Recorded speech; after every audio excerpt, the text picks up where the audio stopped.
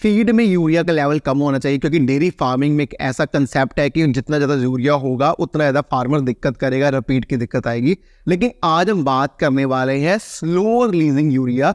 एक यूरिया का टाइप है जो मार्केट में आया, जिसकी वजह से क्या होगा, जितने भी नुकसान हो रहे हैं ना यूरिया की वजह से, वो कोई नुकसान नहीं होगा, इनफैक्ट फायदे ही फायदे होंगे। तो इसको डिटेल में डिस्कस करते हैं, तो बने रहिए मेरे साथ इस वीडियो में। आज हम बात करने वाले हैं यूरिया के बारे में। यूरिया के रिलेटेड मैंने ऑलरेडी वीडियो अपलोड की हुई है अपने चैनल पे। यूरिया का कंसेप्ट इसलिए इतना इंपॉर्टेंट है डेयरी फार्मिंग में, चाहे वो कोई भी फीड हो, कोई फार्मिंग हो, चाहे वो पोल्ट्री की हो, डेयरी की हो, कोई भी फार्मिंग हो, यूरिया एक मेन इंग्रेडिएंट रहता ही रहता है। क्योंकि ये सबसे पहले तो ये है कि इसमें 46% तक नाइट्रोजन होती है जो सीपी में कन्वर्ट होती है, मतलब एक अच्छा प्रोटीन का सोर्स है, राइट। सेकेंडली ये बड़ा सस्ता अवेलेबल हो जाता है। थर्डली कई जो ऐसे स्ट्रॉज वगैरह होते हैं, तूड़ी वगैरह, अगर यूरिया से ट्रीटमेंट कर दे तो उनकी प्रोटीन भी इन्हांस हो जाती है। तो यूरिया तो इंपॉर्टेंट है ही है, लेकिन कुछ कारण थे जिसकी वजह से हम यूरिया को कम यूज कर रहे हैं। तो मैं आपको एक सिंपल सा कंसेप्ट समझाऊंगा जो आपको आसानी से समझ आ जाएगा यूरिया आखिर करता क्या है। वो आपको फार्मर भी आपको समझने लग जाएगा। तो अब यूरिया क्या करता है कि यूरिया टूटता है अमोनिया गैस में।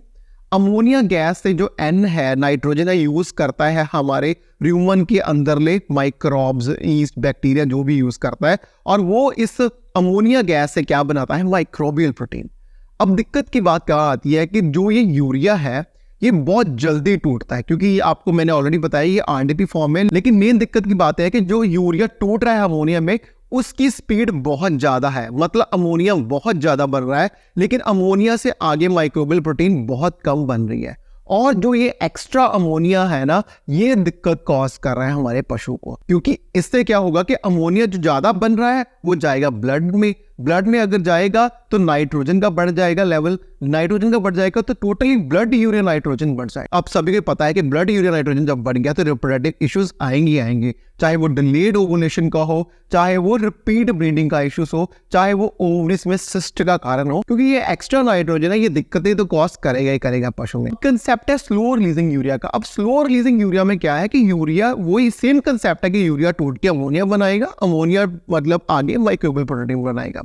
लेकिन स्लो रिलीजिंग यूरिया में आपको पता है कि इस नाम से डिपेक्ट कर रहा है कि बहुत आराम से धीरे टूटेगा, राइट। अब ये धीरे टूटेगा तो कम अमोनिया बनेगी, जितनी कम अमोनिया बनेगी वो सारी यूटिलाइज हो जाएगी माइक्रोबियल प्रोटीन बनाने के लिए, मतलब एक्स्ट्रा अमोनिया नहीं बचेगा। इसलिए स्लो रिलीजिंग जो हमारा कंसेप्ट है यूरिया का इतना बेहतरीन है, क्योंकि जितना अमोनिया बनेगा वो सारा यूटिलाइज हो जाएगा पशु में माइक्रोबियल प्रोटीन बनाने के लिए, राइट।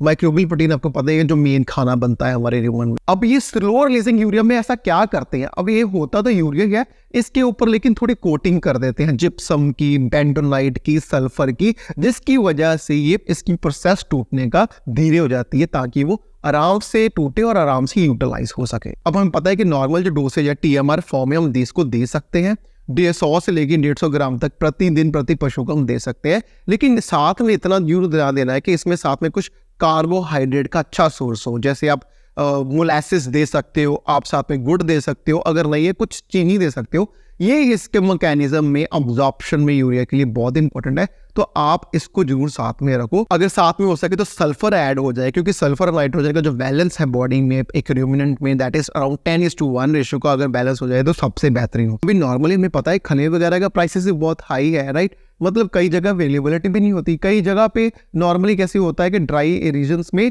हमारा हरा चारा होता ही नहीं है। जो आने वाले मौसम में जो बरसीम, लूसन, राई ग्रास वगैरह आएगा, जो हाई प्रोटीन मतलब फॉडर हैं, चारे हैं, वो कई जगह पे होंगे ही नहीं। तो इसलिए यूरिया को हम कई बार यूरिया ट्रीटेड स्ट्रॉ में, जो मैंने ऑलरेडी एक वीडियो बनाई है आप सभी के लिए, जिसपे स्ट्रॉ को ट्रीट करते हैं यूरिया से, ताकि उसकी डाइजेस्टिबिलिटी, उसका प्रोटीन कंटेंट, उसके ओवरऑल मेटाबॉलिज्म बढ़ा सके पशु के केस में। अब यूरिया ट्रीटेड स्ट्रॉ को भी जो हम बनाते हैं तूड़ी वगैरह को, जब पराली वगैरह को, जिसमें यूरिया ट्रीट करके प्रोटीन का लेवल हाई कर देते हैं, लोगों को इससे भी दिक्कत है। अब दिक्कत की बात क्या आ रही है, लोग इसको जैसे खोल दिया तो एकदम से पशु खिला रहे हैं। अब आपको पता ही है कि जब यूरिया ट्रीटेड स्ट्रॉ हम बनाएंगे तो उसमें भी मेन अमोनिया गैस ही बनेगी। तो आप जब पशु को खिलाने लगे ये यूरिया ट्रीटेड स्ट्रॉ, तो लेट इट बी, इसको थोड़ा ओपन करके रखें, ताकि अमोनिया गैस सारी मतलब हवा में चले जाए। क्योंकि वो डायरेक्टली अगर पशु के सामने करोगे तो पहले तो अमोनिया पशु को जाएगी, उसको भी पॉइजनिंग होने की दिक्कत है, और दूसरी पशु खाना पसंद ही नहीं करेगा क्योंकि उसमें ऑलरेडी अमोनिया की स्मेल आ रही है।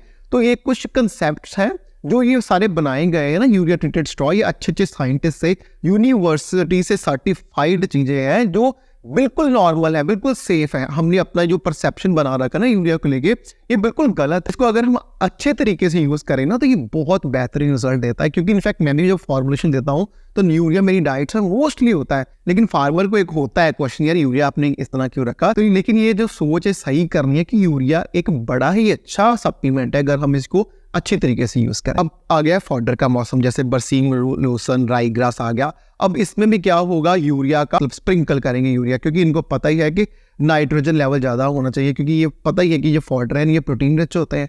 अब इसमें ये है, इसमें मैंने प्रॉपरली एक वीडियो ऑलरेडी बनानी है, मेरी नेक्स्ट वीडियो इस पे आएगी, लूसन, बरसीम, राई ग्रास को कितना कैसे कैसे आप करो। लेकिन आपने इतना जरूर ध्यान रखना है कि अगर आपने स्प्रिंकल किया है लूसन, बरसीम, राई ग्रास में यूरिया को, तो एटलीस्ट 15 से 20 दिन बाद उसको कटिंग करो। ये नहीं कि जैसे आज ही आपने यूरिया किया तो 5-6 दिन बाद आप उनकी कटिंग कर दो। At least give them like 15 to 20 days कि यूरिया के बाद इसकी कटिंग हो और पशु को खिला सके। अभी केसेस में यूरिया सेफ है, लेकिन मैं सिर्फ आपको तभी बोलूंगा, एक तो बच्चों के केस में, क्योंकि बच्चों में यूरिया बिल्कुल आप मत यूज करो, क्योंकि ह्यूमन इतना डेवलप हुआ ही नहीं, तो वो अपनी, क्योंकि इसमें अमोनिया बन जाएगा तो माइक्रोबियल प्रोटीन तो बननी नहीं है, क्योंकि ह्यूमन डेवलप है ही नहीं है। सेकेंडली, जब ट्रांजिशन फेज है, क्योंकि उसमें प्रोटीन की रिक्वायरमेंट ही सारी 14% होती है, तो उस केसेस में मतलब ही नहीं बनता कि हम इस यूरिया को इंक्लूड करें डाइट में, राइट। यूरिया के अलग अलग तरीके हैं, जैसे यूरिया ट्रीटेड स्ट्रॉ हो गया, यूएमएमबी ब्लॉक्स हो गए। तो यूरिया को एक अच्छा सप्लीमेंट है, और ये स्लो रिलीजिंग यूरिया, ये तो उससे भी अच्छा कंसेप्ट आ गया। अब एक और इम्पॉर्टेंट बात है कि जैसे फर्टिलाइजर्स भी है, जैसे कि हम खेतों में भी डालते हैं, जैसे बरसीम, राई ग्रास में जिसको यूरिया के डालते हैं, ये भी स्लो रिलीजिंग यूरिया आ गया है, ताकि ये मिट्टी में जब स्प्रिंकल हो, मतलब फॉडर में, तो ये आराम से नाइट्रोजन छोड़ते रहे फॉडर को। हमारे जो बरसीम, लूसन के प्लांट्स है, इनको स्लोली रिलीज करते रहे। इसमें भी क्या होगा कि अगर स्लोली रिलीज करेंगे तो ज़्यादा दिन तक हम अपने जो प्लांट्स हैं उनको नाइट्रोजन सोर्स प्रोवाइड कर सकते हैं, बजाय कि एक बार हमने यूरिया दिया, एक बार से टूट के वो यूज अप हो गया प्लांट में। अगर ये भी स्लो होगा तो ये इसमें भी कंसेप्ट आएगा। तो स्लो रिलीजिंग यूरिया अगर पशु के खाने का बात आए उसमें भी बड़ा अच्छा है, और अगर एज अ फर्टिलाइजर आए तो वो भी बहुत अच्छा है, राइट। तो ये होगी हमारी बात स्लो रिलीजिंग यूरिया की। अगर आपका कोई क्वेश्चन हो please let me know comment section, या मेरी मेल ID drdamun@gmail.com पर। अगर आपका कोई और सुझाव हो, कोई और कंसेप्ट आप समझना चाहते हो, तो please let me know in comment section, क्योंकि मैं आपके कमेंट्स पढ़ के ही कुछ वीडियोस बनाता हूँ। मोस्टली मेरे को लोग पता ही, मेरे को पर्सनली मेल ही करते हैं। तो जैसे भी आपको ठीक लगे आप अपना टाइप कर सकते हो क्वेश्चन, आपकी नेक्स्ट रिक्वेस्टेड वीडियो होगी। तो इसी के साथ मैं मिलूंगा अपनी नेक्स्ट वीडियो में। नमस्कार।